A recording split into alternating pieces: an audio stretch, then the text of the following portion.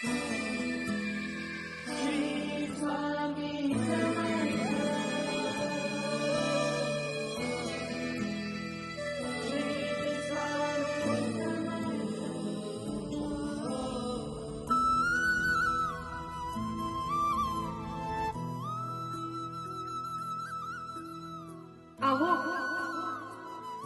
अहो बोल. अहो परीला किती ताप आलाय, बघा ना त्या डॉक्टरांचं काहीतरी. प्रयत्न करतोय ग मी. अहो काहीतरी करा ना, तिचा तापच उतरत नाहीये मनुष्य. काहीतरी मी प्रयत्न करतो. तिला दे इकडं. मनू बाळा ये इकडं. ताप आलाय ना तुला? मी आता जातो बाजारात आणि तुला औषध घेऊन येतो. मग बरं वाटेल तुला. मग आपण लांब फिरायला जाऊया. हा मी बाजारात जातो, तू आता तोपर्यंत मम्मी जवळ ठेवून सुगे येईल पकड. बघतो बाजारात काहीतरी प्रयत्न करतो तुझ्या औषधांसाठी.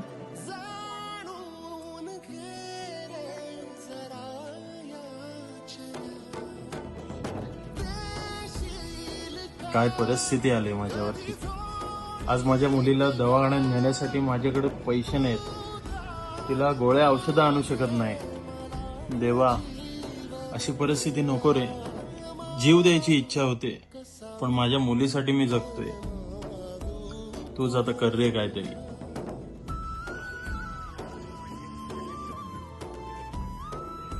अरे गण्या, हा मयूरदा आहे ना?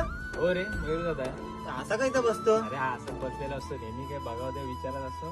टेन्शन मध्ये असतो. चल जाऊया. एवढा कसं टेन्शन घेतलाय? जाऊ दे, मला पण बघवत नाही रे. आपण विचारायचं की एकदा जाऊन त्याला. ते विचारायचं बघू. चल विचार. अरे मयूर दादा, काय रे, काय तुला रडतोस का? काय नाही रे, आपली मनू आजारी आहे. एवढं टेन्शन मध्ये दिसतोयस तू. बरेच दिवस झाले मनूला ताप येतोय आणि मला पण कामधंदा नाही रे. घरात परिस्थिती पण बेकार आहे. पैसे नाहीत तिला दवाखान्यात न्यायला माझ्या. अरे आपली मनू होईल बरी, काय टेन्शन नको घेऊ.